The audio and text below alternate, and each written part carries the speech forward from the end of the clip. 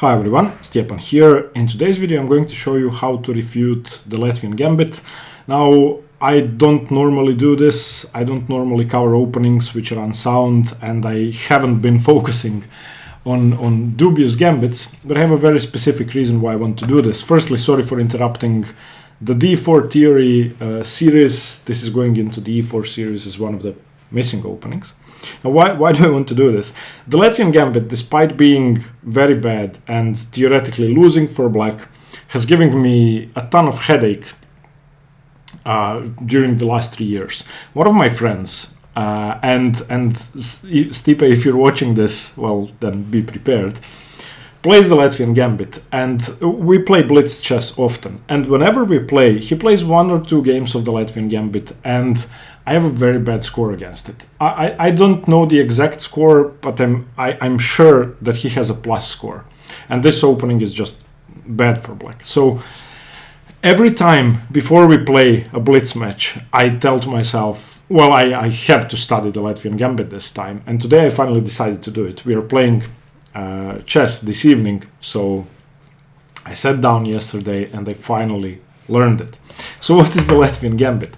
After e4, e5, you play knight f3, hoping for a normal Italian, Spanish, or Petrov, or whatever else can be played, and then black plays f5, and then I want to throw up because I never studied this opening properly.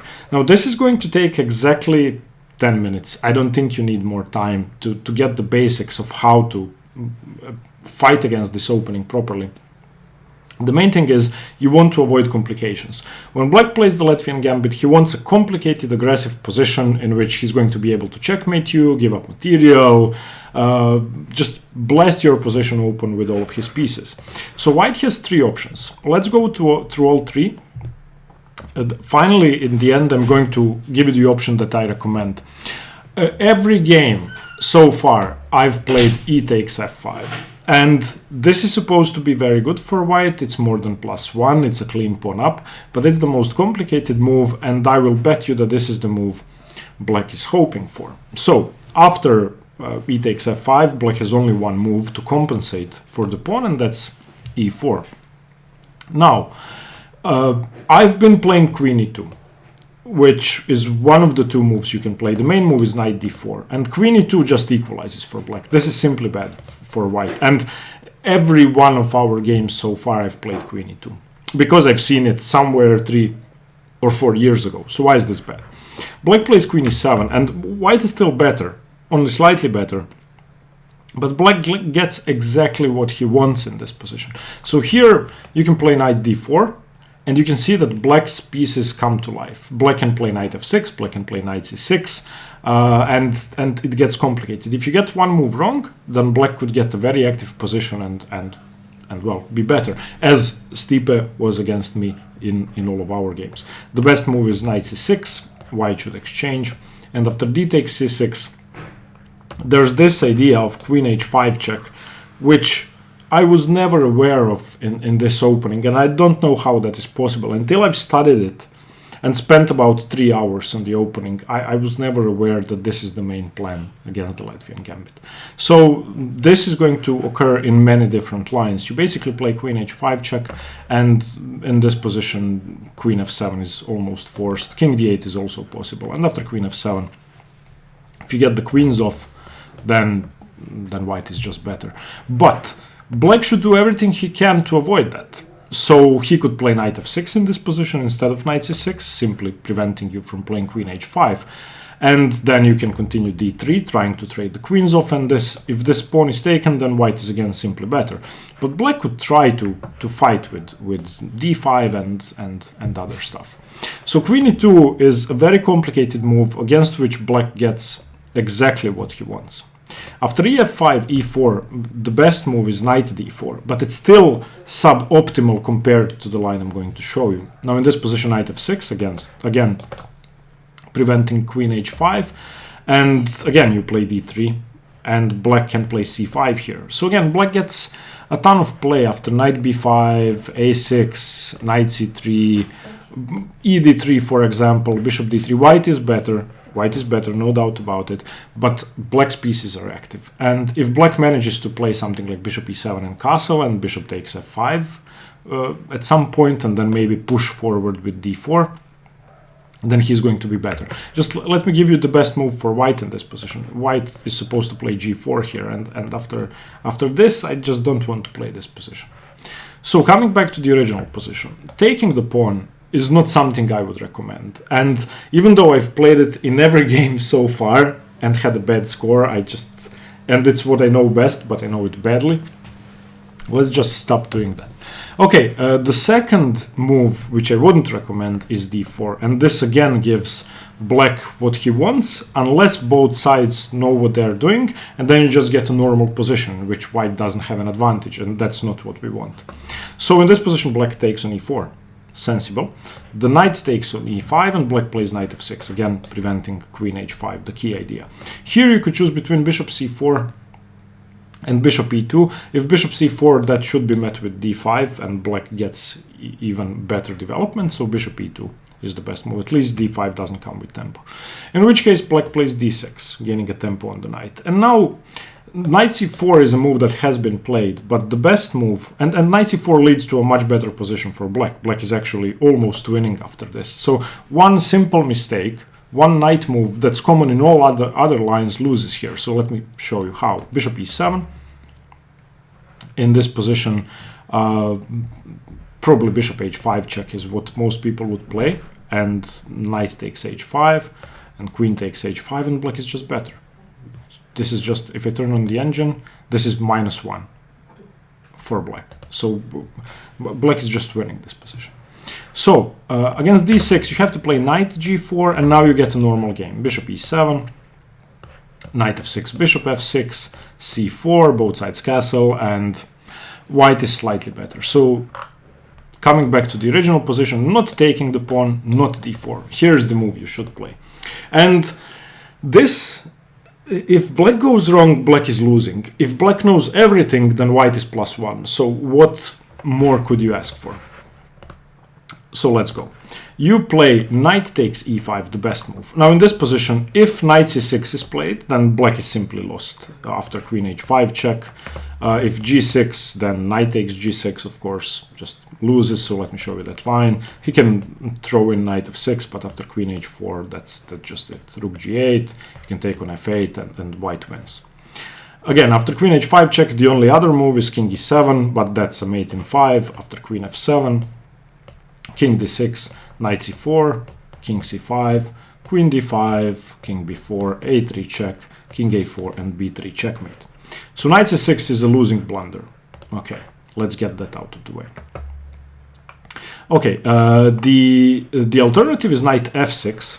That's not the main move, but it guards h5, and again, it's going to lead to a position with equal material, but black is going to be in a ton of trouble. So let me show you how. You play bishop c4, and obviously a ton of threats on f7, so this cannot be played. Queen e7 defending, and now you can throw in bishop f7 check, but the best move is d4, and after knight c6, you just castle. And if knight e5, which seems tempting, then d e5, queen e5, and ef5, and obviously there's rook e1 coming, your bishops are monsters, and for example, queen takes f5, knight c3, equal material, but black should resign in about 5 moves if white doesn't lose the initiative. These pieces are just too strong, and black has a queen and knight, and that's not good.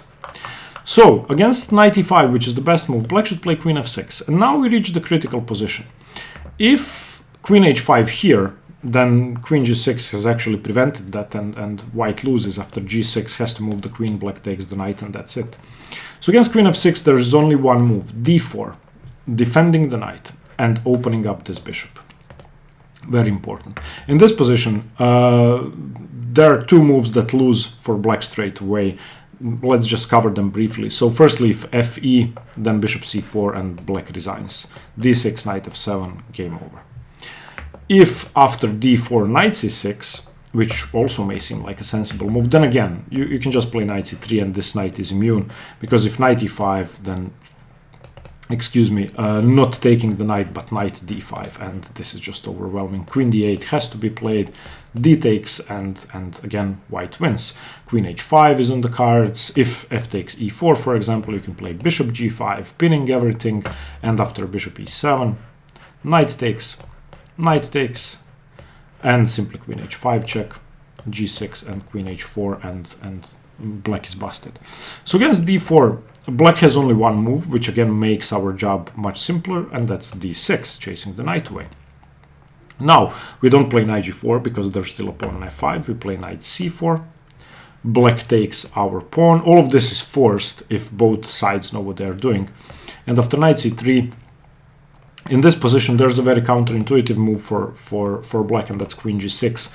And that's the move that absolutely has to be played, defending this pawn. So if, let's look at the bad moves first. If knight c6, then you just play d5, and white is winning this position.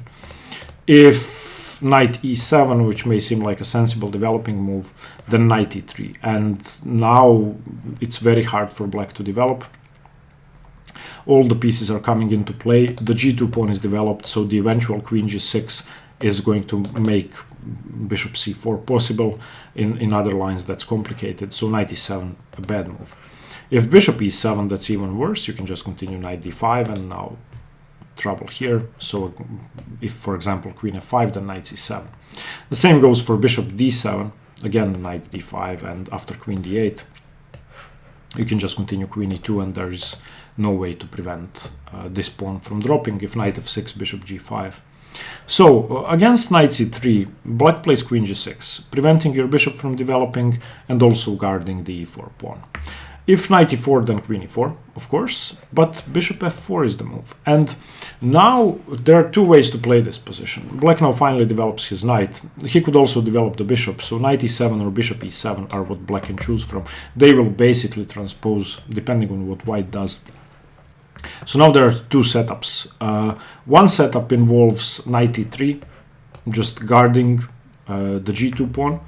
And after, for example, bishop e7, now there's a fun way to play, turning the tables completely with h4, h5, and this is something I would recommend. Black has nothing better but to castle, because his king is going to stay in the center for the rest of the game. And if he castles, then h5, queen f7, h6, g6, and this is a lot of fun. White has all of his minor pieces out, and he's just crushing black. That's one way to play. The other way to play, which I would recommend, is queen to d2. And with queen to d2, you are of course preparing queenside castling, and black is worse. He's not much worse. It's about +1. So let's say bishop e7, castles queenside, castles kingside, and now the key move. You are going to offer this pawn on e4, which is a problem and a strength for black at the same time, to be traded off. For the moment, the material is of course equal. You play the move f3. And after f3, black's position is much worse. This is the key position to study. This is what you want to reach if black knows how to play the Latvian Gambit. Firstly, if e takes f3, which seems to be the most sensible move, then g takes f3 opens up the g file. And for example, knight c6, developing the knight. Now knight e3, again this key move. You want to be able to control the d5 square multiple times, thus threatening the c7 pawn and defending your bishop if need be, etc. For example, knight h5, black has to seek activity, bishop c4 check. All the pieces come into play with tempo, and I honestly don't think we have to discuss this position too much. All of white's pieces are better than black's pieces. Black is not lost, and if black plays the Latvian Gambit properly, then he's not going to be losing straight away, but with precise play, he should lose eventually. So king h8, for example, rook h to g1, and all the pieces are coming in. Queen e8, you can play bishop g5, trading off the defender. Bishop takes, knight takes. If knight f4, you could actually give up the exchange with rook g1, knight h3, but you don't have to. You can play knight g2, which is an excellent move, and after knight takes, just rook takes. And obviously all the pieces are coming in. It's just overwhelming. If, for example, rook takes f3 in this position, then rook d to g1, and there's no sensible way to defend this pawn.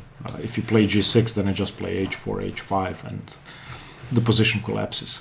So let's go over that just once more. So e4, e5, Knight f3, the Latvian Gambit. You take on e5.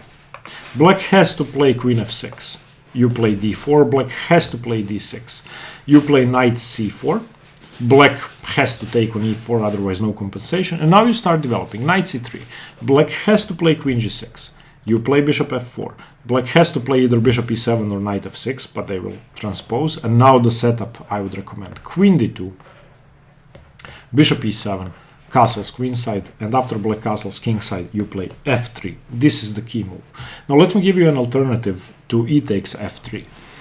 After e takes f3, we saw what happens. Black would also play b5, which is interesting, giving up a pawn, and after knight takes b5, he plays knight d5. So he won the d5 square for the moment, attacking your bishop. Your bishop retreats, and now ef3, gf3, knight c6. And now you can see that black has the open b file, and there's a lot more activity. But white should be winning this position, because the activity along the b file is nowhere as strong as the activity along the g file and along the diagonals.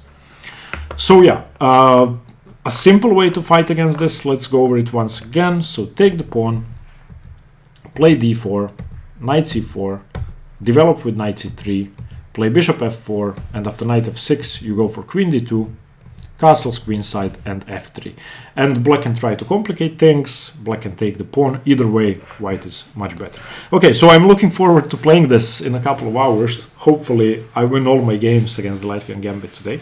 I will let you know how it goes tomorrow. Again, sorry for interrupting the Catalan theory. We are continuing tomorrow. Thanks very much for watching. Stay tuned for more chess. Bye bye.